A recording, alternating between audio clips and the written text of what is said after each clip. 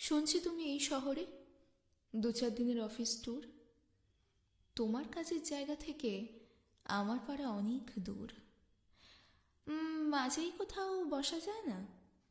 দেখা হয়নি বছর 5। ছোট্ট টেবিল, অল্প কথা, একটা দুটো কফির আঁচ।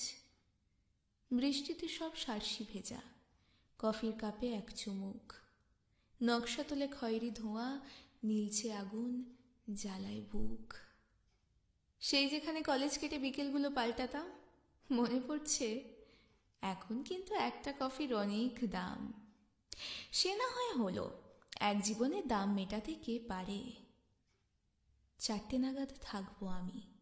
আসবে ক্যাফে কর্নারে? আসবে তো? আবার ফিরে এলে